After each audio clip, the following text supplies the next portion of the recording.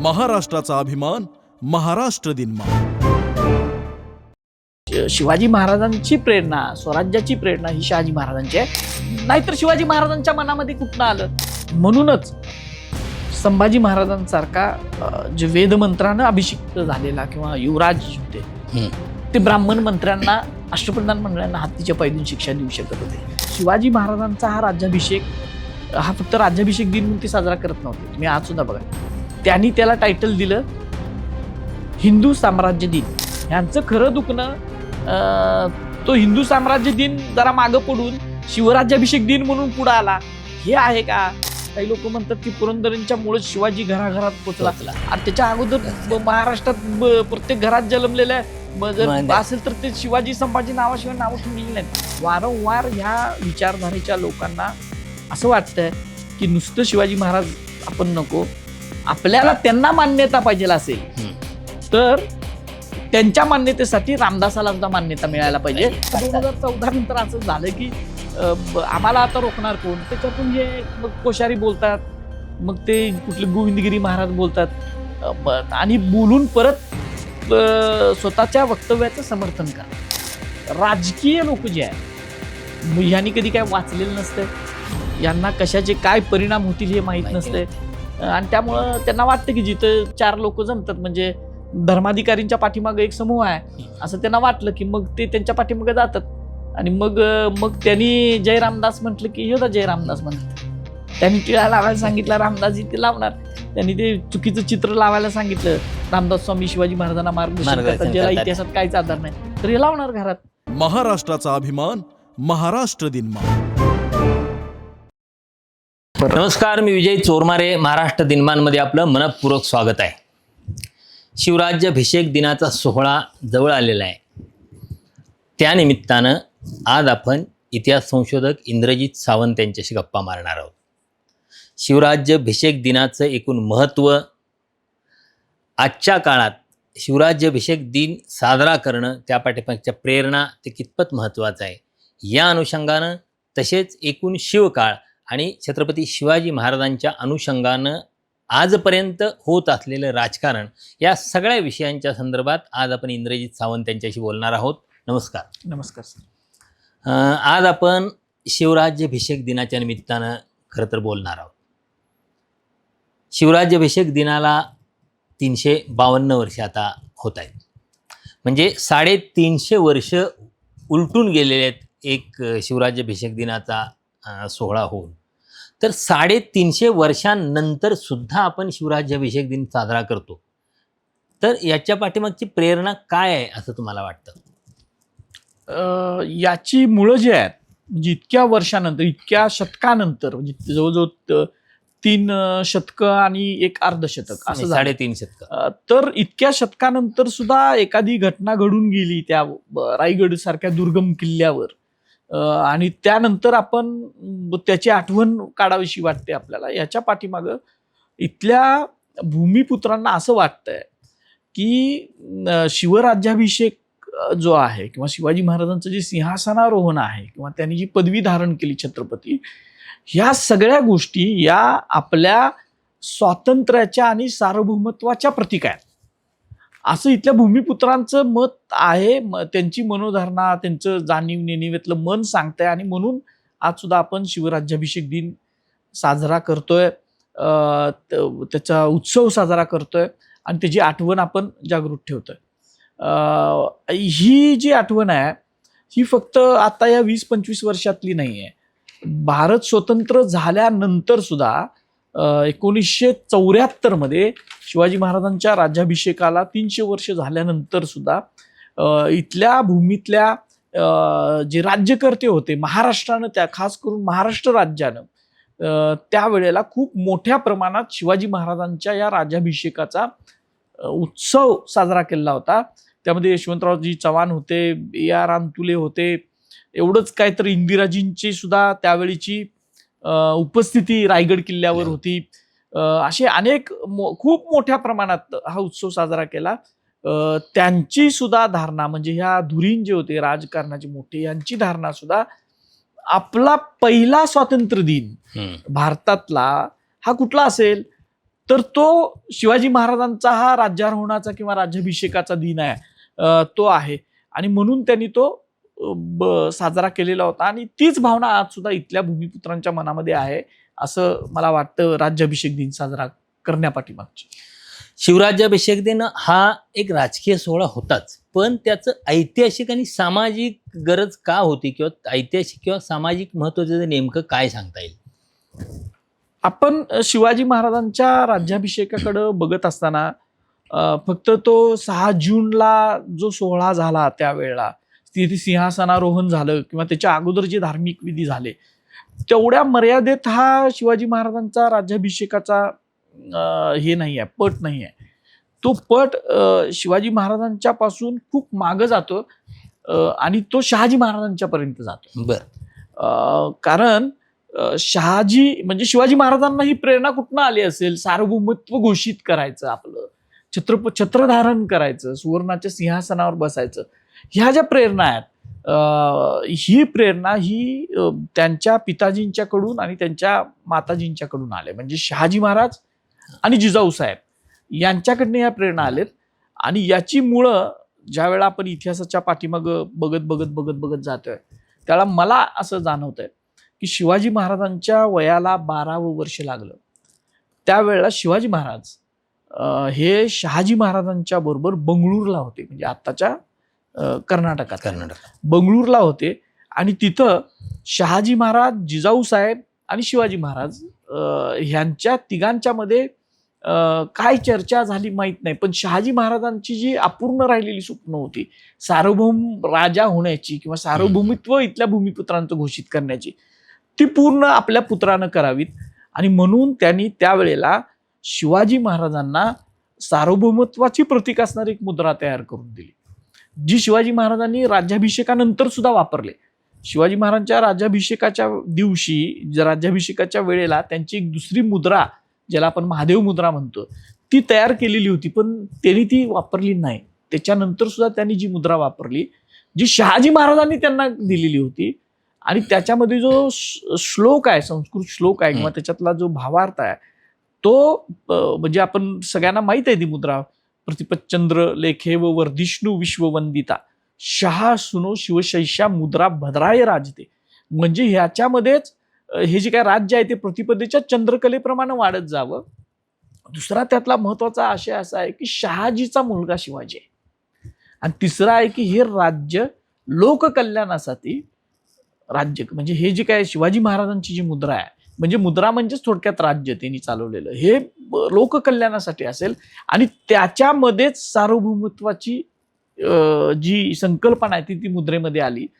त्याचबरोबर शहाजी महाराजांनी बंगळूरवरून शिवाजी महाराजांना पुणे, स्वतःच्या त्या पुणे जहागीर सुद्धा शहाजी महाराजांची, तिथं पाठवत असताना त्यांनी ध्वज दिलाय, जो स्वराज्यानं आतापर्यंत आपण जो भगवा ध्वज आहे तो शहाजी महाराजांनी शिवाजी महाराजांना दिलेला आहे. दुसरं मुद्रा तर दिलीच, त्याचबरोबर त्यांनी शिवाजी महाराजांच्या बरोबर एक वेगळं मंडळ, जे नंतर अष्टप्रधान मंडळामध्ये परिवर्तित झालं, ते अष्टप्रधान मंडळ सुद्धा त्याच वेळा तयार करून दिलेलं आहे. म्हणजे त्यांच्याबरोबर ती माणसं सगळी पाठवलेली आहेत. म्हणजे सोनोपंत डबीर असेल, कान्होजी जेदे असतील, अशी सगळी सेनापती म्हणून मानकोजी 10 तोंडे आहेत, तुकोजी चोर आहेत, ही सगळी मंडळी त्यांनी पाठवलेली आहेत. आणि त्याच्यात मध्ये बघा तुम्ही 1674ला महाराजांनी स्वतःला राज्याभिषेक करून घेतला. आणि ही जी घटना आहे ती त्यावेळेला शिवाजी महाराजांचं वय 12 वर्षाचं होतं. किती मोठा स्पॅन आहे. आणि इतकी वर्ष महाराजांनी ती जी काही प्रेरणा आहे की आपल्याला सार्वभौमत्व व्हायचं आहे, आणि सार्वभौमत्व घोषित करण्यासाठी मध्ययुगामध्ये ज्या ज्या गोष्टी लागतील त्या सगळ्या त्यांना करायच्या होत्या. तुम्ही आता शहाजी महाराजांच्या संदर्भातनं उल्लेख केला की बाबा ही स्वराज्य निर्मितीची प्रेरणा प्रामुख्यानं छत्रपती शहाजी महाराज आणि जिजाऊ साहेबांची होती. पण एकूण सगळं इतिहासाच्या अभ्यासकांच्या मध्ये जिजाऊंना त्यांचं श्रेय दिलं जातं, पण शहाजी महाराजांचं श्रेय मात्र त्यांना दिलं जातं ना, असं एकूण आपण इतिहासाचा अभ्यास करताना किंवा ऐकताना वाचताना गोष्टीत दिसतं. याच्या पाठीमागचं कारण, राजकारण काय असू शकतं? ह्याच्या पाठीमाग एक जर शहाजी महाराजांना शिवाजी महाराजांच्या स्वराज्याचे प्रेरक जर आपण ठरवलं किंवा जिजाऊ साहेबांना ठरवलं तर काही लोकांची अडचण होऊ शकते आणि ती राजवाड्यांच्यापासून सुरू आहे. म्हणजे ती काय आत्तापासून नाही आहे, ते विका राजवाड्यांच्यापासून सुरू आहे. पण काही लोकांची म्हणजे कुणाची, म्हणजे आत्ताच्या जर कंटेम्पररी जर सांगायचं झालं तर आपला एक राज्यपाल होते ते भगतसिंग कोश्यारी, त्यांची विधानं बघा. जर रामदास न होते तो शिवाजी को कोण पूछता, तो बागेश्वर धाम मध्येच काहीतरी बोलला, ते गोविंदगिरी महाराज बोलले, असे अनेक आहेत. आणि ही जी काही सुरुवात आहे ही राजवाड्यांच्या आणि त्याच्या अगोदरपासून सुरुवात झालेला आहे. जर शहाजी महाराजांचा इतिहास, शहाजी महाराजांची प्रेरणा, जरी शहाजी महाराज हे निजामशहाचे पहिल्यांदा, नंतर आदिलशहाचे सरदार असले, जहागीरदार असले, तरी सुद्धा त्यांनी निजामशहाला मांडीव बसून 3-4 वर्ष राज्यकारभार केलेला आहे निजामशाहीचा. आणि त्याच वेळेला त्यांना स्वातंत्र्य घोषित करायचं होतं असं दिसतंय. पण ते सगळ्या शाह्या, मोगल, आदिलशाही हे सगळी एकत्र आलीत आणि तो शहाजी महाराजांचा जो मोठा जो प्लॅन म्हणतोय आपण, तो होता, तो त्यांनी हाणून पाडला. आणि नंतरच्या काळात असं झालं की शहाजी महाराजांचा जर अभ्यास आपण करायला लागलो, पण योग्य माणसाने शहाजी महाराजांना योग्य स्थान दिलंय. ज्यांनी खरं शहाजी महाराजांच्या इतिहासाचा अभ्यास केला त्याच्यामध्ये पहिल्यांदा येतात राजर्षी शाहू महाराज आहेत. दुसऱ्यांदा त्यांनी जरी काही लिहिलेलं नसलं तरी त्यांच्या एक ह्याच्यातून, बोलण्यातून ते आले. दुसरे आपले प्रोफेसर बाळकृष्ण आहेत, ज्यांनी सगळ्यात मोठं शिवचरित्र, आतापर्यंतचं सगळ्यात मोठं आधार शिवचरित्र, त्यातले काही मुद्दे खोडून काढता येतील आता, कारण आता आपण खूप 100 वर्षानंतर बोलतोय जवळजवळ. पण पहिल्यांदा त्यांनी ज्या वेळेला 4 खंडामधले त्यांचं शिवचरित्र लिहिलं 1936ला, त्यावेळेला त्यांनी शहाजी महाराजांचा सखोल कागदपत्रांचा अभ्यास केल्यानंतर त्यांच्या लक्षात आलं की शहाजी महाराजांची जी प्रतिमा फक्त आदिलशाहीच्या जहागीरदार म्हणून अशी जी रंगवलेली आहे, ती नुसती तशी नाही आहे. तर त्यांनी त्या चरित्राचं इंग्लिशमधलं आहे ते, त्याच्यामध्ये त्यांनी म्हटलं की शहाजी द किंग मेकर. पहिलाच खंड त्यांनी दिलाय की शहाजी द किंग मेकर. मग ते किंग मेकर शहाजी म्हणजे शिवाजी द किंग आहे, पण किंग मेकर शहाजी महाराज आहे, हे पहिल्यांदा बाळकृष्णांनी सांगितलं. मग डॉक्टर आप्पासाहेब पवार आहेत, मग वासी बेंद्रे आहेत, अनेक मंडळी आहेत की ज्यांनी शहाजी महाराजांचा इतिहासाचा अभ्यास केल्यानंतर त्यांच्या असं लक्षात आलं की शिवाजी महाराजांची प्रेरणा, स्वराज्याची प्रेरणा ही शहाजी महाराजांची आहे. आणि मग त्यानंतर जी काय रामदास स्वामी हे स्वराज्याची प्रेरक आहेत अशी जी मांडणी होती, तो जो काय डोलारा उभा केला होता तो धाडदिशी कोसळला. आणि मग अजून सुद्धा काही लोकांना असं वाटतं की अरे नको, आपण शहाजी महाराजांना महत्व द्यायला नको, पण पुढे आणायला नको, त्यांना आदिलशाहीचं नोकर असल्यामुळे ते सोयीचं, म्हणजे आदिलशाहीचा नोकर असणं हा एक भाग आहे, ती त्यांची राजकीय भूमिका आहे, पॉलिटिकल. त्यांना गरजच, म्हणजे त्यांना पर्यायच नव्हता.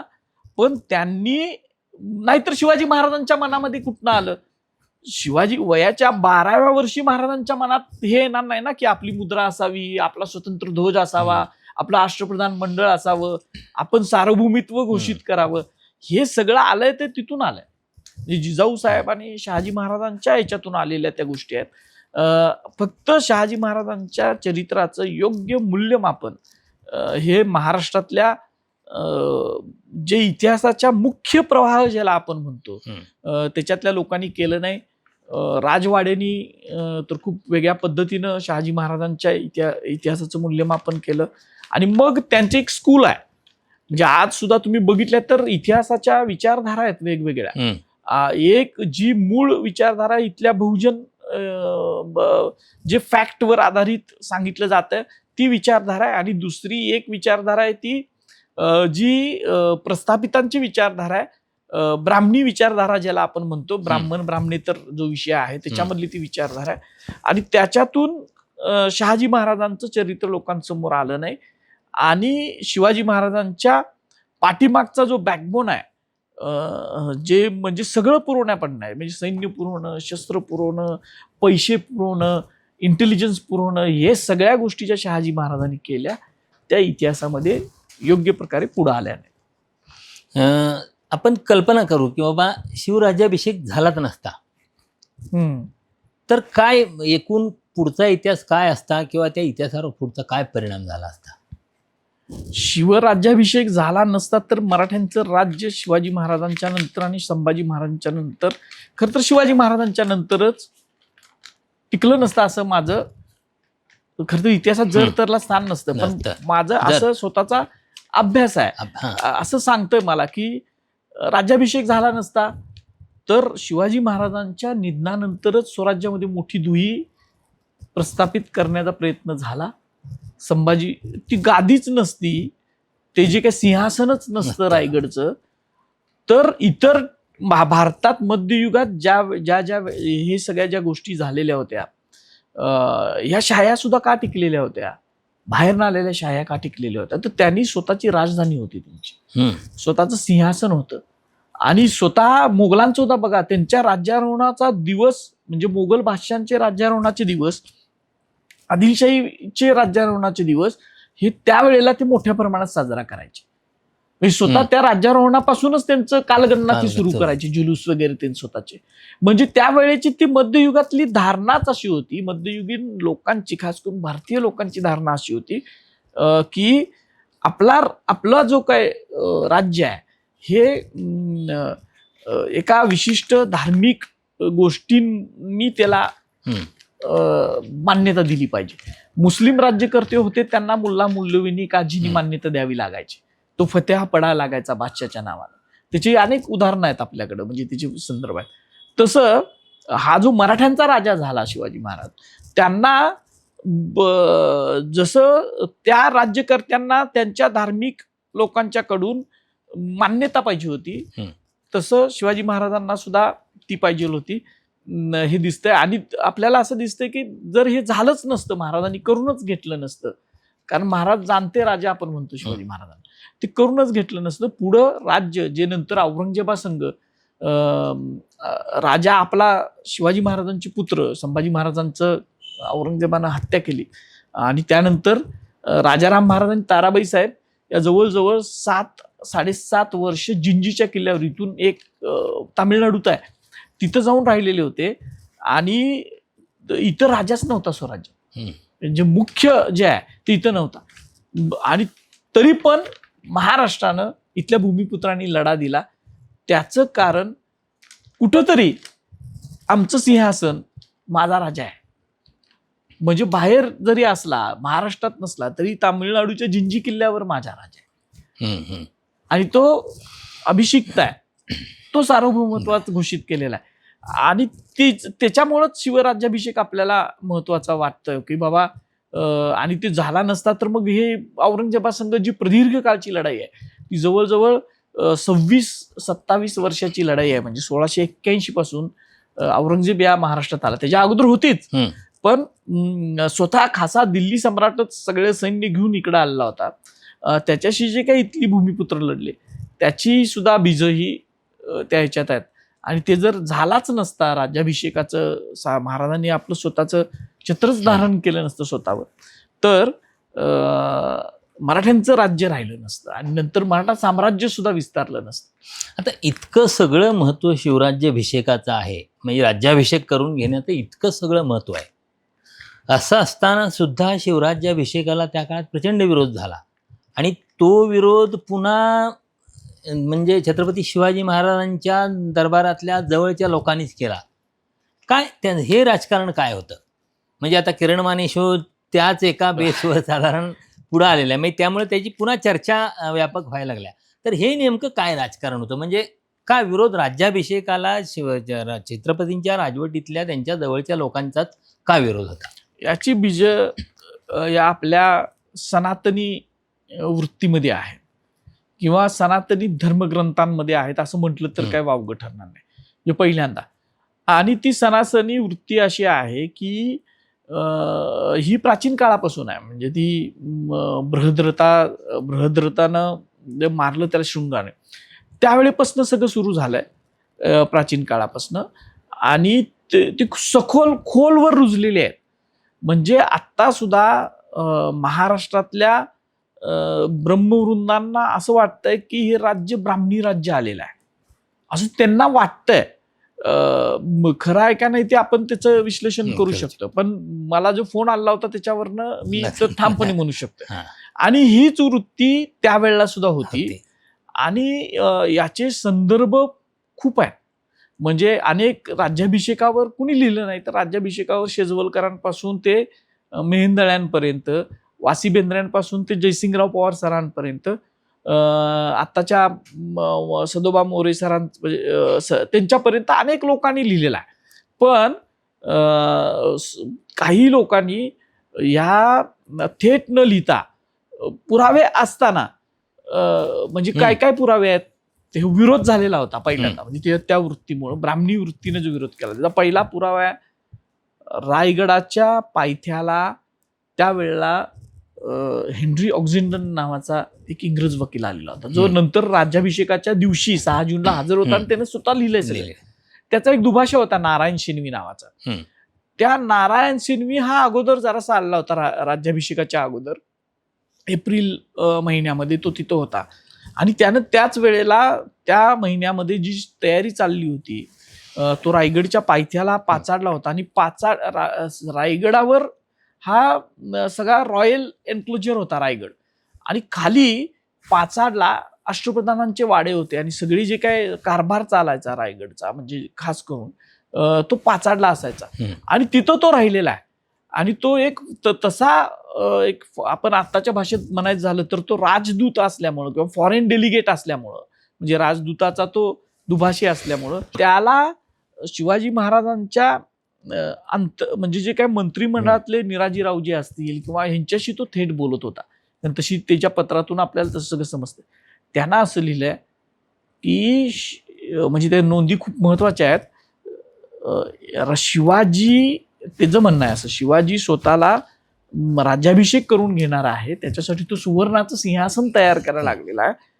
पण इथं असं बोललं जात आहे, म्हणजे रायगडच्या पायथ्यातनं तो सांगतोय की शिवाजीला स्वतःला तो राज्याभिषेक करून घेणार आहे, की त्याच्याकडे निजामशाहीचा एक जण वारस त्याच्या कैदेत आहे त्याला करणार आहे, की तो क्षत्रिय नसल्यामुळं किंवा तो त्या पॅरामीटर्समध्ये बसत नसल्यामुळं आपल्याच मंत्रिमंडळातल्या मोरोपंताला राज्याभिषेक करणार आहे का बाळाजीला करणार आहे, याच्याविषयी रायगडच्या पायथ्याला 2 महिने अगोदर संभ्रम होता. नाहीतर तो कशाला लिहिल ना, तो दुभाषा आहे, त्याला जे काय फॅक्ट समजल्या किंवा तिथं बरं तो कुणाला भेटत होता, लेमॅनला भेटत होता का, तर भेटत असेल, पण तो निराजीरावजी सारख्या शिवाजी महाराजांच्या मंत्रिमंडळातल्या अष्टप्रधान मंडळातल्या माणसाला सुद्धा भेटत होता. त्याला ज्या बातम्या समजल्या त्या वरिष्ठ स्तरावरनं समजलेल्या होत्या.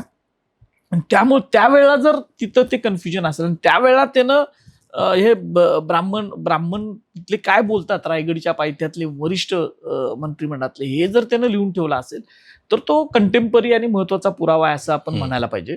दुसरा, त्याच वेळेला डचानी एक पत्र लिहिलंय, त्याच्यामध्ये राज्याभिषेक झाल्यानंतरच आहे ते.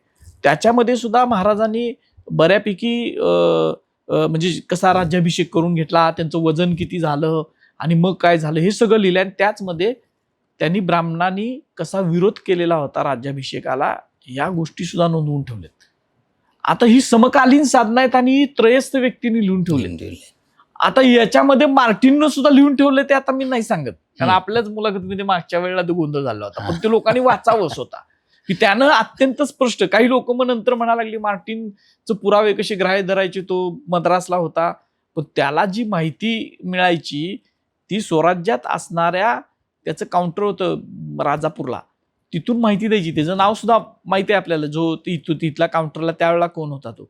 आणि त्यानं अगदी स्पष्ट महाराष्ट्रातला अगदी बर्ड्स आय व्ह्यूनं त्यानं बघितला. आणि तो जो हा वाद आहे राज्याभिषेकाचा, आणि तो कशामुळं झाला, म्हणजे तो ब्राह्मणांच्या गंडामुळं कसा निर्माण झालेला आहे आणि त्यांनी कशा अडचणी आणल्या, हे त्यानं लिहिलंय. हे 3 पुरावे विदेशी लोकांचे सोडून दिले, तरी सभासदानं स्वतःची बखर लिहिताना, सभासद हा स्वतः ब्राह्मण आहे, पण त्यानं बखर लिहिताना त्याच्यामध्ये या वादाचं, म्हणजे ते क्षत्रिय नाही आहेत, मग त्यांना क्षत्रियत्व सिद्ध करायला लागलं, मग तो वाद गागाभटानं कसा मिठवला वगैरे, हे सगळं लिहिलंय. त्यानंतरच्या अनेक बखरीतनी, अनेक कागदपत्रातनी ते आलेलं आहे. म्हणजे याचा अर्थ सगळी समकालीन साधनं त्यावेळेला हे सगळ्या गोष्टी घडलेल्या होत्या हे सांगतात. आणि दुसरा सगळ्यात महत्वाचा पुरावा, गागा भटानं राजाभिषेक करण्यासाठी म्हणून राजाभिषेक प्रयोग नावाची एक पोथी लिहिली आणि ती समकालीन आहे. ती गागा भटाची आहे. म्हणजे राज्याभिषेक कसा झाला, काय काय केलं महाराजांनी, हे सगळं त्याच्यामध्ये नोंद केलंय. आणि ती स्वतः ती पोथीच सांगते की त्यावेळेला काय घडलं असेल. म्हणजे त्यानं थेट लिहिलेलं नाही असा विरोध झाला म्हणून मी हे केलं, हा विधी केला, असा विरोध झाला म्हणून मी हा विधी केला. पण ते विधी झालेत याचा अर्थ कुणी सांगू शकते की ते झाला विरोध. म्हणजे त्यातले अनेक विधी आहेत. म्हणजे मुंजे करायला लावलेले आहे, स्वतःच्या पत्नीशी परत महाराज म्हणजे नवीन विवाह करायला लागले त्याच्यामुळं. आणि सगळ्यात महत्वाचं, त्यावेळेला तुला दान विधी केला, परत तुला पुरुषदान नावाचा एक वेगळाच विधी केलेला आहे जो पारंपरिक राज्याभिषेकाच्या म्हणजे हे सगळं अथर्ववेदातनं सगळं आलं ना आपल्याकडे सगळं ते राज्याभिषेकाच्या विधीचं वगैरे त्यातले काही ते श्लोक आहेत. ते नसताना ते तुला पुरुषदान नावाचा वेगळाच विधी काढलाय की शिवाजी महाराजांच्या वजनाचं सोन्याचं हे द्यायचं. तो कशासाठी विधी आहे? तो विधी दुसऱ्या कुठलीही गोष्ट त्याच्यात नाही आहे. तो विधी फक्त ब्राह्मणांची हत्या झालेली होती महाराजांच्या हातातून, त्याचं प्रायश्चित्त विधी आहेत. म्हणजे हे प्रायश्चित्त विधी सगळे करून घेतले आणि मग महाराजांना तो राज्याभिषेक झाला. आणि इतके पुरावे आहेत ह्या सगळ्या गोष्टीला आणि हे सगळे समकालीन आहेत. जे आता राज्याभिषेक प्रयोगाची पोथी तर समकालीन आहेत. जसा राज्याभिषेक झाला म्हणजे सगळे जे विधी झाले 6, 7, 8 दिवसाचे, ते सगळे जसेच्या तसे ते कसे करावे, त्याच्यात काय मंत्र म्हणावे, त्याच्यात काय बलिदान द्यावं, ते यज्ञ कुणी करावे, हे सगळं लिहिलेलं आहे. त्याच्यातच जर सगळं हे बिटवीन द लाईन्स सगळं त्याच्यातच आहे. म्हणजे दुसरे पुरावे बाजूला ठेवू, म्हणजे तो आपला नारायण सिंह खोटं बोलतोय असं आपण समजू, पण डचांचं पत्र सुद्धा काहीतरी खोटंच उगीच लिहितात, कारण त्यांच्यानी ब्राह्मणांची काय भांडणं होती माहित नाही विदेशांची, पण ते लिहितात असं आपण समजू. इंग्रजांची होती, डचांची होती, फ्रेंचांची होती, म्हणजे त्यांचा काही संबंधच नाही पण त्यांची होती असं समजू. पण गागा भटानं जे लिहिलंय आणि जे विधी झालेत त्याचा आपण काय करायचं? म्हणजे त्यावेळेला मोठा उन्माद इथल्या ब्रह्मवृंदांनी दाखवलेला होता आणि याच्याबद्दल थोडस सॉफ्ट शब्दामध्ये म्हणजे अगदी मृदू शब्दामध्ये किंवा शुगर कोटेडमध्ये सिजवलकरांनी लिहिलंय, बेंद्र्यांनी लिहिलंय, पवार सरांनी लिहिलंय. पण भाषा ही थेट न सांगता म्हणजे असं झालेलं होतं, मग असं त्याच्यामुळेच त्यांना हे करावं लागलं असं सॉफ्ट भाषेत त्यांनी लिहिलंय. माझ्यासारखा माणूस जरासं थेट सांगतो की बाबा हे असं असं झालेलं आहे. मग नाहीतर पुरावे काय, तर हे पुरावे आहेत समोरच आपण सांगतो, लोकांनी ते तपासले पाहिजेत.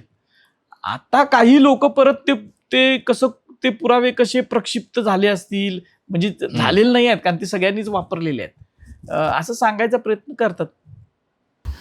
शिवराज्याभिषेकाच्या संदर्भानं आणखी एक प्रश्न असा येतो की बाबा 2 राज्याभिषेक झाले, एक वैदिक पद्धतीचा आणि दुसरा तांत्रिक पद्धतीचा. त्यातला काय नेमका त्या दोन्हीतला फरक काय होता आणि तो एक वैदिक पद्धतीने झालेला असताना दुसरा तांत्रिक पद्धतीने करण्याची आवश्यकता का भासली होती? याच्यामध्ये सुद्धा इथल्याच जे 2 तट त्यावेळेला होते, 2 गट होते असं म्हणा, त्यातला एका गटानं काय केलं म्हणजे हे आपल्याला माहिती समजते कशातून, तर ते गोविंद बर्वे नावाच्या एका व्यक्तीनं शिवराजाभिषेक कल्पतरू नावाचा एक बाड लिहिलंय, ग्रंथ लिहिलाय आणि त्याच्यामध्ये निश्चलपुरी गोसावीनं त्याला मुख्य राज्याभिषेकाच्या विधीमध्ये तो कसा कुमुहूर्तावर झालेला होता, मग त्याच्यामध्ये काय काय झालं, म्हणजे त्याच्यात अपशकून काय काय झाले, अशा अनेक गोष्टी त्याच्यामध्ये त्यानं सांगितल्या. आणि तो सगळं निरीक्षण करत होता. म्हणजे निश्चलपुरी त्यावेळेला गडावर असणार आहे, कारण ते त्याच्यामध्ये निरीक्षणामध्ये काय की ज्या वेळेला ते विधी चाललेले होते त्यावेळेला एक लाकडाचं कमळ मुख्य पुरोहित म्हणजे बाळंभट्ट त्यांच्या नाकावर पडलं आणि ते बेशुद्ध पडले काही काळ, लाकडाचं कमळ पडून. त्याच्यानंतर ज्या वेळेला शिवाजी महाराज सिंहासनावर आरोहण करणार होते, बसणार होते, त्यावेळेला त्यांच्या ती शिवाजी महाराजांच्या कमरेला अशी कट्यार लावलेली असते, ती मॅन विरहित तशीच लावली गेली आणि त्यामुळे तो धोका झाला असता. मग शिवाजी महाराज बाहेर, ते विधीमधले भाग आहेत सगळे, ज्या वेळेला ते रथामध्ये आरोहण करणार होते त्यावेळेला म्हणजे गागाभटच तिथं पहिल्यांदा जायच्याच वेळा तो रथाचा आस मोडला. मग शिवाजी महाराज ती बाणाची प्रत्यंचा करत असताना त्यांच्या हातातली अंगठी पडली आणि मग असे काही खूप गोष्टी त्यानं मांडल्या. आणि त्याच्यानंतर राज्याभिषेक झाल्यानंतर लगेचच जिजाऊ साहेबांचं निधन झालं, म्हणजे राजमातोश्रीच वारल्या. अशा खूप गोष्टी त्यानं आपल्या त्या ह्याच्यामध्ये निरीक्षणं नोंदवली. कुणी निश्चलपुरी गोसावीनं. आणि त्यानं नंतर मग कोण होता निश्चलपुरी गोसावी हा तांत्रिक, म्हणजे जसे 2 गट असतात तसं हा जो वैदिक पद्धतीनं राज्याभिषेक झाला गागाभटाच्या नेतृत्वाखाली, तसा त्यावेळेचा तो एक रायगडच्या परिसरामध्ये वेगवेगळे पंथ आपल्याकडं त्यावेळेला महाराष्ट्रात होते.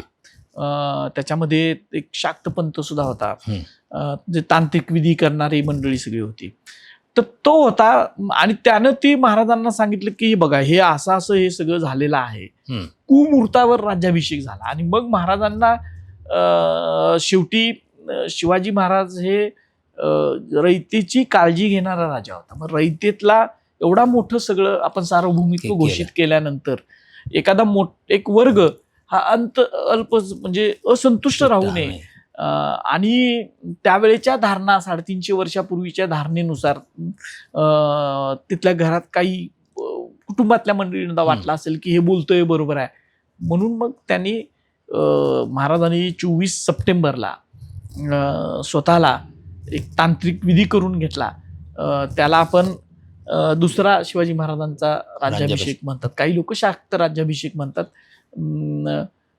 तो पूर्ण हा तांत्रिक पद्धतीचा विधी होता आणि ते शिवराज्याभिषेक कल्पतरूमुळेच आपल्याला समजते. आणि मग जयदेश शकावले आणि त्यात नोंदी आहेत की तो झाला का, तर ती नुसती ती कल्पतरूची नोंद नाही आहे, म्हणजे त्या निश्चलपुरीने सांगितलं किंवा गोविंद बर्व्यानं सांगितलं म्हणून आपण ते मानायचं नाही आहे. तर जयदेकरण्यामध्ये, जयदेश शकावलीमध्ये, अनेक संदर्भ साधनांमध्ये त्यांनी हा विधी करून घेतल्याचं दिसतंय. पण तो विधी ते स्वतः लोकांनी वाचावं, त्याच्यामध्ये इतिहासाची माहिती म्हणून आपण वाचत असतो. बळी दिले गेलेले आहेत, म्हणजे बकरी स्वतः महाराजांनी तलवार हातात घेऊन सिंहासनाच्या ह्यांना बळी दिलेले आहेत. सिंह जे आहेत त्यांना बकऱ्यांचे बळी दिले. मग ती लाल वस्त्र घालून कसे माझे ब्राह्मण बसले आणि मग तो विधी कसा झाला, हे असं सगळं त्या निश्चलपुरीने ते दिलेलं आहे. पण तो विधी झालेला होता आणि तो सुद्धा विधी महाराजांनी करून घेतला. म्हणजे आपल्याला मोठा कॉज असेल तर ह्या ज्या सगळ्या लहान, ठीक आहे, लोकांच्या भावनेची संबंध, आपण ज्या लोकांचं संपूर्ण रयतेचे राजे म्हणून होणारा अजून त्यांच्या भावनेच्या संदर्भात काय जर प्रश्न, ह्या सगळ्या गोष्टी त्यांनी पूर्ण हे काढल्या. आणि माझं असं मत आहे, राज्याभिषेक म्हणजे ही एक वेगळी धार्मिक लढाई होती. मुळात शिवाजी महाराजांसारख्या मराठ्याला तू क्षत्रियच नाही आहेस, त्यामुळे तुला राज्याभिषेकच करता येणार नाही, ही मोठी अडचण आणलेली होती. मग त्या ज्या अडचणी सगळ्या आणल्या ह्या सगळ्या, मग त्या पार करून एखादा सगळा तो सोहळा झाला, सगळा मोठा कार्यक्रम झाला. 32 मनाचं सुवर्ण सिंहासन करायला लागलं. मग कोट्यावधी रुपये त्या ह्याच्यासाठी खर्च झाले. खरं तर शिवाजी महाराज हे रयतेची काळजी घेणारे, पैचा हिशोब घेणारा माणूस होता. तो त्यांनी असे पाण्यासारखा पैसा खर्च केल्यासारखा केला त्याच्या. आणि त्यामुळं हा सुद्धा दुसरा राज्याभिषेक समजा जर काही मंडळी संतुष्ट होणार असतील तर करायला काय हरकत नाही, मग महाराजांनी तो केला. पण अनेक गोष्ट आपण लक्षात ठेवली पाहिजे की महाराजांनी हा विधी ज्यांच्यामुळं, म्हणजे शिवाजी महाराज काय पराक्रमी नव्हते का? 74ला शिवाजी महाराजांचा डंका 7 समुद्रपार वाजत होता.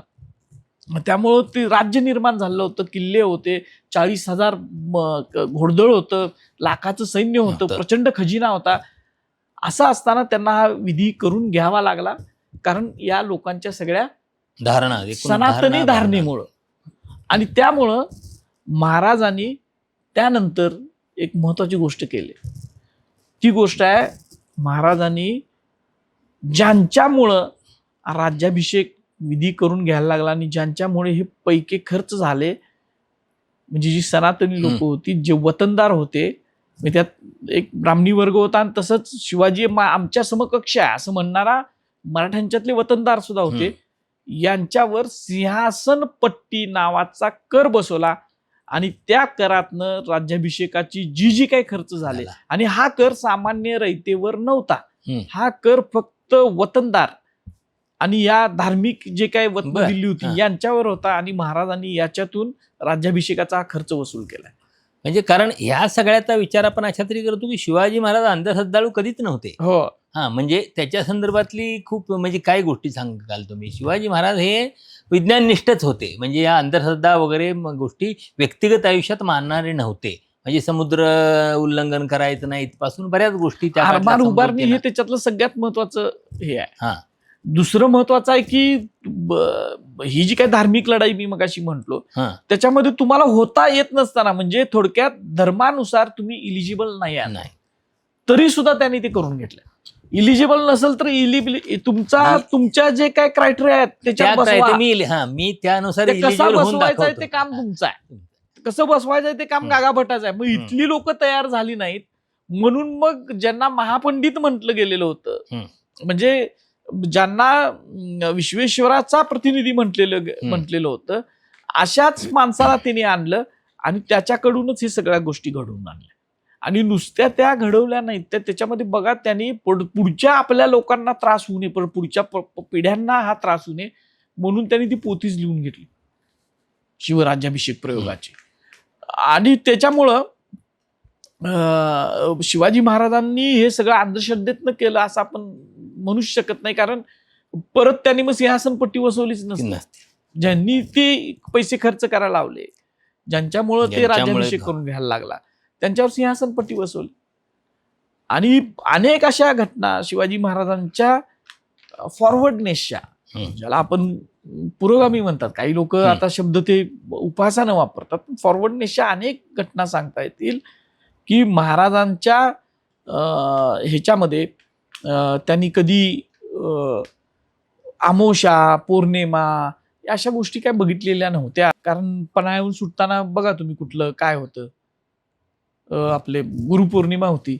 मग एखादा म्हणा पौर्णिमेच्या दिवशी आपण कशाला जावा. अनेक ठिकाणी अमावस्येच्या दिवशी त्यांनी मार्चिंग केलंय सैन्याचं किंवा छापे टाकलेले आहेत अंधाराचा फायदा घ्यायचा म्हणून.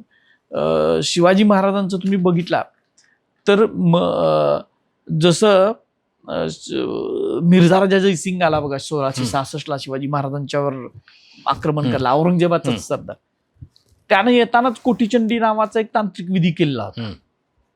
जसं आता कामाख्याला जातात बगळामुखी देवी आहे तिथं आहे तर त्या बगळामुखी देवीचा यज्ञ जो अंधश्रद्धेतून केला जायचा तसा महाराजांनी कुठला यज्ञ केला आणि मग मोहीम काढली किंवा किल्ला बांधायचा तर आपण यज्ञ करूया आणि मग किल्ला बांधूया किंवा किल्ला बांधल्यानंतर सुद्धा की पहिल्यांदा त्या किल्ल्यावर जायच्या अगोदरच म्हणजे प्रतापगडचं उदाहरण आहे की लढाईच त्यांनी घेतली अफजल खानासंग. मग तिथं मोठा उत्सव केलाय किंवा वास्तुशांत केले असं काय प्रकार त्यांनी केल्याचे दिसत नाहीत. कागदपत्रातनं तर आतापर्यंत आपल्याला दिसलेले नाही आहेत. अशा अनेक गोष्टी सांगता येतील की महाराजांनी कधीच या गोष्टींना थारा दिलेला नाही. नाहीतर मग महाराजांनी सुद्धा यज्ञ केल्याचे हा जो विधी सोडला तर अनेक शेकडो दाखले आपल्याला मिळाले असते आणि ते तर जतन करून ठेवले असते. महाराजांनी तुलादान आपल्या जिजाऊ साहेबांचं केलंय महाबळेश्वरला. त्यानंतर सोनोपंत डबीर त्यांचे जे काय हे होते शहाजी महाराज त्यांचं सुद्धा केलं महाबळेश्वरला. पण त्याच्यातून जे तुलातलं जे काही दिलंय ना त्याची खूप बारकाईने जर आपण वाचलं तर त्याच्यामध्ये आपल्याला असं लक्षात येतं की त्याच्यामध्ये त्यांनी ते जे काही दान आहे ते फक्त ब्रह्मवृंदांना नाही दिलं ते सामान्य माणसांना सुद्धा दिलंय. मग हा फॉरवर्डनेस आहे कारण त्यावेळेला राज्याभिषेकाला त्यांना भाग पडलं ते सगळं ब्राह्मणांना द्यायला पण त्याच्या अगोदरचे जे काय आहेत ते सामान्य माणसांना त्यांनी ते दिल्याचं दिसतंय. मग हे एक रूल ब्रेकिंग आहे ना म्हणजे एक परंपरा अशी आहे पण ती परंपरा मी मानणार नाही. मी अशा पद्धतीने जाणार. परंपरा अशी होती की दिल्लीश्वरो वा जगदीश्वरो शिवाजी महाराजांच्या अगोदर 300 वर्ष 400 वर्ष इथल्या भूमिपुत्रांना कुठल्याच राज्याभिषेक झालेला नव्हता किंवा त्याला अधिकारच नव्हते धार्मिक बाबतीतले अधिकार नव्हते. महाराजांनी ब्रेक केले आणि महाराजांनी नुसते ब्रेक केले नाहीत, तर ते राज्याभिषेकामुळं सार्वभौम अधिपतीला, राजाला जे काय अधिकार सगळे मिळायचे, म्हणजे सगळं सुप्रीम जे अधिकार मिळायचे ते वापरलेले आहेत. आणि ते शिवाजी महाराजांनी वापरले, ते संभाजी महाराजांनी सुद्धा वापरले. म्हणूनच संभाजी महाराजांसारखा जे वेदमंत्रानं अभिषिक्त झालेला किंवा युवराज होते, ते ब्राह्मण मंत्र्यांना, अष्टप्रधान मंडळांना हत्तीच्या पायदून शिक्षा देऊ शकत होते. त्याची मुळं सुद्धा या राज्याभिषेकाच्या घटनेमुळं जे काय त्यांना पॉवर मिळालेली होती. कारण ब्राह्मणांची हत्या करायची नाही, त्याला शिक्षा द्यायची नाही, असेच धर्मग्रंथ सांगत होते. पण त्याच्या पुढे जाऊन हा विधी केल्यानंतर किंवा ही गोष्ट केल्यानंतर जर तुम्हाला ते अधिकार मिळणार असतील तर ते अधिकार महाराजांनी घेतले. आणि महाराजांनी जशी वतनं, म्हणजे वतनदारांची वतनं त्यांनी नष्ट केली होती आणि त्यांना पगार दिली, तसं महाराजांनी धार्मिक गोष्टीची वतनं सुद्धा काढून घेतलेली होती आणि त्यांना वार्षिक मोहिना लावून दिलेल्या होत्या. आणि हे सगळं महाराज फक्त या राज्याभिषेकाच्या गोष्टींमुळे करू शकले. कारण आज सुद्धा बघा, कुठल्या देवळात जाताना आपल्या अंबाबाईमध्ये सुद्धा अजून अधिकार इथल्या ब्रह्मवृंदांच्याकडेच आहेत. या लोकशाहीमध्ये इतक्या पुढे आपण आल्यानंतर सुद्धा काही ठिकाणी तसंच गोष्टी आहेत की या विशिष्ट व्यक्तीनंच ते केलं पाहिजे, धार्मिक गोष्ट केली पाहिजे, अशी जी धारणा होती ती सगळी मोडून तोडून महाराजांनी या राज्याभिषेकात काढली. आणि त्याच्यामुळं ते युद्ध ते जिंकले. जसं शाहू महाराज वेदोक्त प्रकरणाचं युद्ध जिंकलेले होते केस, म्हणजे तसं महाराज 350 वर्षापूर्वी महाराजांनी धार्मिक युद्ध सुद्धा, जसं त्यांनी या लढाया औरंगजेबाशी, आदिलशाही केल्या आणि त्या जिंकल्या, तशा इथल्या सनातनी, सगळे ब्राह्मण नाही, सनातनी ब्रह्मवृंदांची किंवा सगळ्या सनातनी ब्राह्मणांशी लढून धर्मयुद्ध जिंकलंय असं आपण राज्याभिषेकाचा सोहळा हे धर्मयुद्धच होतं असं दिसतंय आपल्याला त्या सगळ्या गोष्टींच्या. म्हणजे कागदपत्रांवर असं दिसतंय की ते धर्मयुद्ध होतं आणि ते महाराज जिंकले. पण आता हे राजकारण शिवराज्याभिषेकाचा आज सुद्धा सुरू आहे. म्हणजे अगदी ताजं अलीकडचं उदाहरण घ्यायचं झालं तर आपल्याला संभाजी भिडेंचं घेता येईल. म्हणजे हे तारखेनुसार असलेला शिवराज्याभिषेक बरखास्त करा आणि तिथीनुसारच झाला पाहिजे, हे काय आग्रह, ह्या राजकारणाचं पाठीमागचं काय कारण आहे? ह्याच्यामध्ये असं आहे सर की राज्याभिषेक हा राज्याभिषेक दिन म्हणूनच मी मगाशी म्हणून उदाहरण दिलं 1674चं, आणि म्हणून सांगितलं की ते यशवंतराव, बाळासाहेब देसाई, इंदिरा गांधी या मंडळींनी तो दिन साजरा केला 300 वर्ष झाली म्हणून, आणि तो शिवराज्याभिषेक दिन म्हणून साजरा केला. नंतरच्या काळामध्ये ही जी काय मंडळी जी आहेत, जी शिवाजी महाराजांना त्यांच्या नजरेतून शिवाजी महाराज हे फक्त एका विशिष्ट वर्गाचे राज्य होते किंवा गो ब्राह्मण प्रतिपालकांत होते असं मानणाऱ्यांची जी काही जे प्रवाह आहेत, याच्यामधल्या लोकांना असं वाटतंय की शिवाजी महाराजांचा हा राज्याभिषेक हा फक्त राज्याभिषेक दिन म्हणून ते साजरा करत नव्हते. तुम्ही आज सुद्धा बघा, त्यांनी त्याला टायटल दिलं हिंदू साम्राज्य दिन, आणि त्याच्या ह्याच्या खाली तिथीनुसार ते ज्येष्ठ शुद्ध त्रयोदशीला ते साजरा करायचे. आमचं म्हणणं असं आहे की हा शिवराज्याभिषेक दिन आहे, तो हिंदू साम्राज्य दिन नाही. आम्हाला हिंदू, आम्ही सुद्धा हिंदू आहोत, पण हिंदू साम्राज्य दिन नाही आहे, तो शिवराज्याभिषेक दिन आहे. आणि साम्राज्यच असेल तर सभासदानं म्हटल्याप्रमाणे किंवा अनेक इतिहासकारांनी, सगळ्या जगभरातल्या सगळ्या राजवाड्यांपासून ते सगळ्यांनी, हे साम्राज्य मराठा साम्राज्य आहे. मराठा साम्राज्य दिन म्हटलं नाही त्यांनी.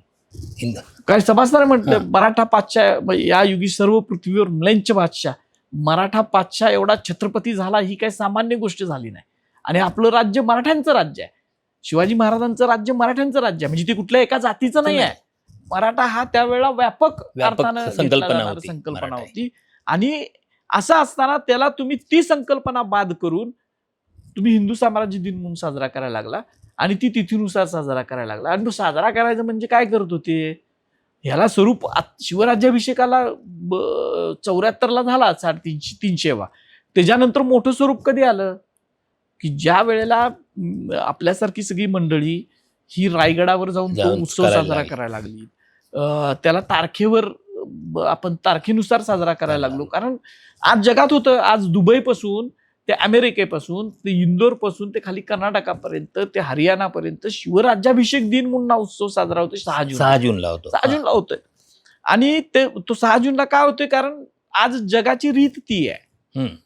आणि सगळ्यात महत्वाची गोष्ट अशी आहे त्याच्यामध्ये की ह्यांचं म्हणणं काय आहे की ज्येष्ठ शुद्ध शालिवाहन शके 1600 जे काय आहे ते लक्षात येत नाही ते म्हणजे साल आनंदनाम संवत शालिवाहन म्हणजे आनंदनाम संवत्सर होतं. शालिवाहन शकानुसार ज्येष्ठ शुद्ध त्रयोदशीला झालेला होता.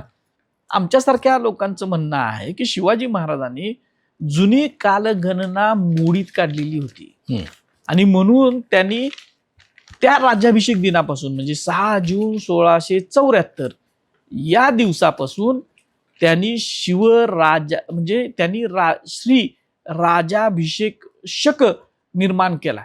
म्हणून शिवाजी महाराजांना शककर्ता म्हटलं जातं. आणि त्यावेळेपासून जर मोजायचं झालं तर तो शकाची जो दिवस आहे, दिवस तर पृथ्वीचे 365 दिवसच फिरणार. पृथ्वी 365 दिवसच आहे. त्याच्यामध्ये तुम्ही कल्पनेनं काही आणू शकता. धोंडा महिना आणा, हे आणा, त्याने हे कल्पनेनं आणलेल्या गोष्टी आहेत त्या सगळ्या.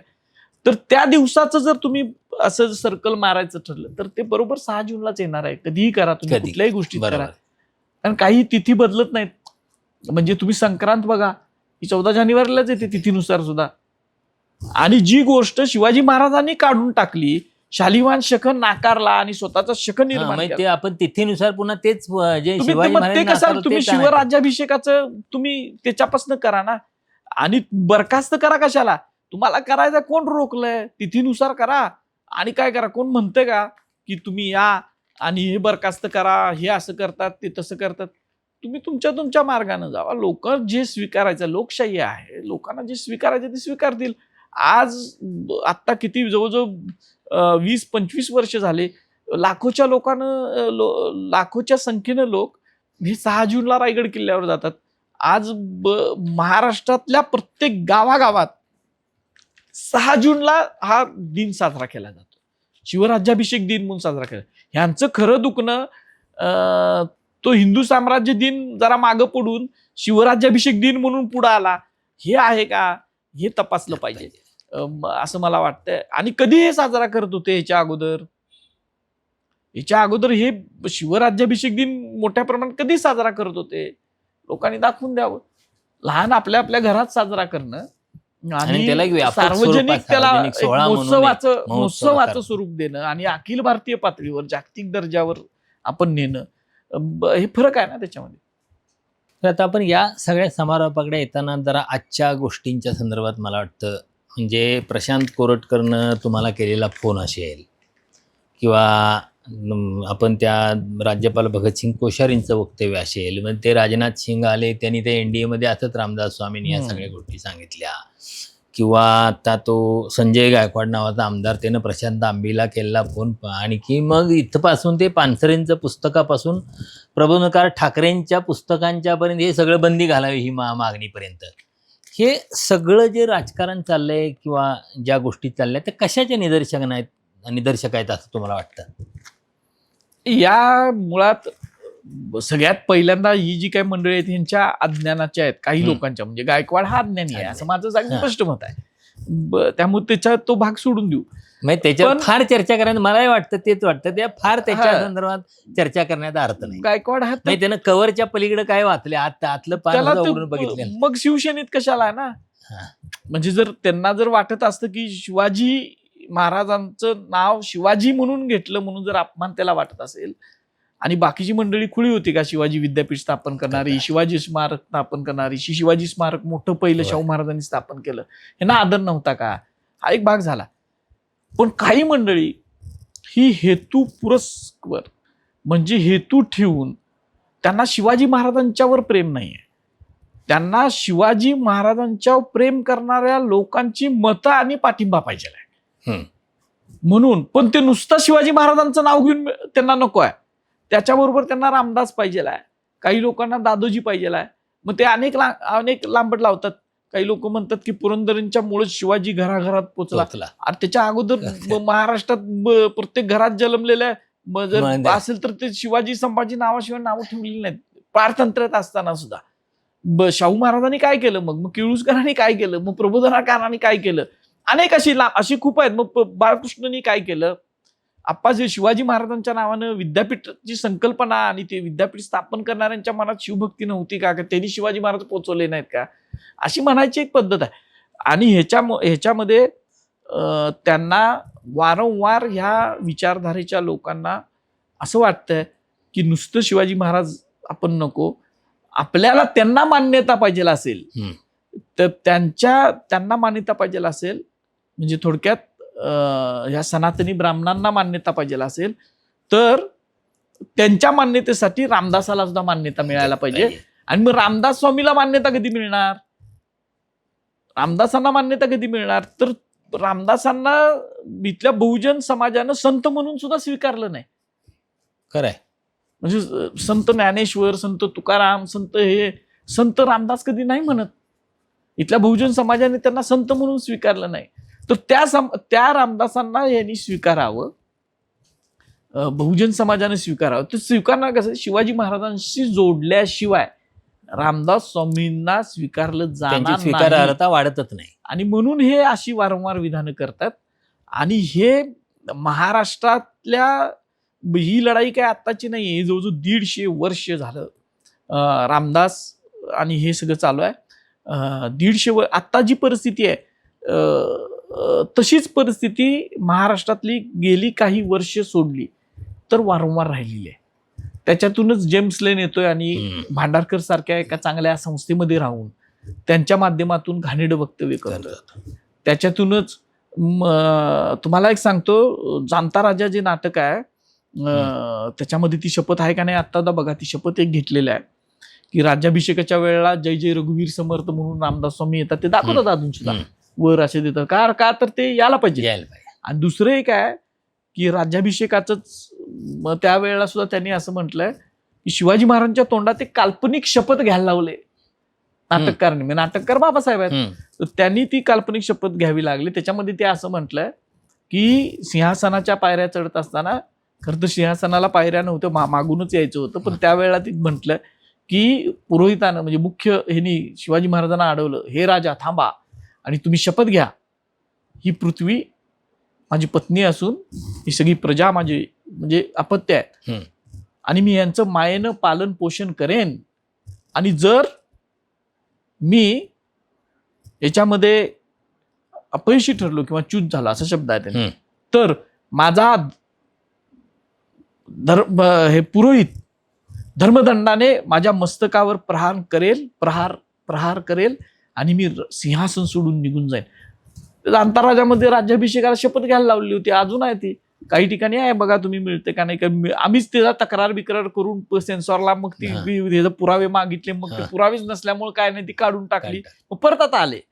म्हणजे ही जी सरकार बदललं, वरचे आपले संरक्षण करते वाढले की पुन्हा ही माणसं आपले मूळ तेच झाले. आता 2014 नंतर असं झालं की आम्हाला आता रोखणार कोण, म्हणजे आम्ही सांगतो इतिहास, आम्ही म्हणेल ते असा ग्रह झाला. आणि मग त्याच्यातून हे मग कोश्यारी बोलतात, मग ते कुठले गोविंदगिरी महाराज बोलतात आणि बोलून परत स्वतःच्या वक्तव्याचं समर्थन करतात. म्हणजे त्यांना असं वाटत नाही की आपण चुकीचा इतिहास सांगतोय म्हणून त्यांना लाज नाही वाटत. म्हणजे आपण खोटा इतिहास सांगतोय, चुकीचा इतिहास सांगतोय, दिशाभूल करतोय म्हणून त्यांना लाज नाही वाटत. ते परत वारंवार त्याच गोष्टी करतात आणि परत वारंवार त्याच सांगतात की रामदास शिवाजी महाराजांची गुरु होते, रामदास शिवाजी महाराजांची गुरु होते. आणि ही परिस्थिती तशीच आहे. फक्त महाराष्ट्रानं ह्याला कायम विरोध केलाय, विरोध करत राहणार. फक्त राजकीय लोक जे आहेत ह्यांनी कधी काय वाचलेलं नसतंय, यांना कशाचे काय परिणाम होतील हे माहीत नसतंय. आणि त्यामुळं त्यांना वाटतं की जिथं 4 लोक जमतात म्हणजे धर्माधिकारींच्या पाठीमागे एक समूह आहे असं त्यांना वाटलं की मग ते त्यांच्या पाठीमागे जातात. आणि मग त्यांनी जय रामदास म्हटलं की हे होता जय रामदास म्हणतात. त्यांनी टिळा लावायला सांगितलं, रामदास ते लावणार. त्यांनी ते चुकीचं चित्र लावायला सांगितलं, रामदास स्वामी शिवाजी महाराजांना मार्गदर्शन करतात, ज्याला इतिहासात काहीच आधार नाही, तर हे लावणार घरात, त्याचे पुतळा उभा करणार. ह्यांच्या हे लोक अनुनय त्यांचा आहे, पण त्यांना हे समजत नाही या लोकांना खास करून राजकीय लोकांना. समाज सर नाही आहे. तुम्ही समूहावर तुम्ही समाज माध्यमावर जर तुम्ही टाकलं एखादं चित्र तर तुम्ही बघा लोक रिॲक्ट होतात की हे चुकीचं आहे, हे तुम्ही चुकीचं सांगतात. आणि त्यांची संख्या खूप आहे, म्हणजे त्यांची फक्त ही एकत्र येत नाही. आणि हा समूह आहे तो एकत्र येतोय आणि दाखवतोय बघा आम्ही किती ताकद आहे आमच्या मागे. आणि ह्याच्यामुळं ते महाराष्ट्राचं राजकीय लोकांनी सुधारलं पाहिजे असं माझं मत आहे. सामान्य लोकांना माहित आहे काय खरं ब्लॅक अँड व्हाईट हे सगळं माहित आहे. राजकीय लोकांनी सुधारलं पाहिजे.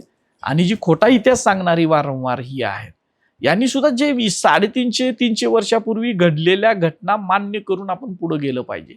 त्यांचा आधार घेऊन आत्ताच्या समाजावर आपलं मत लादणं किंवा आपलं नेतृत्व लादणं हे त्यांनी करू नये. आणि महाराजांचा राज्याभिषेक ह्याचा सुद्धा धडा देतो. म्हणजे ती जसे हे भौतिक स्वातंत्र्य होतं तसं धार्मिक स्वातंत्र्याचं सुद्धा आहे. आणि तो धडा आपण घेतला पाहिजे. खरं तर छत्रपती शिवाजी मुलाखतीच्या इतिहासाच्या संदर्भात आपल्याला वेगवेगळ्या दृष्टिकोनातनं वेगवेगळ्या पैलूंच्या अनुषंगानं खूप गोष्टी बोलता येतील.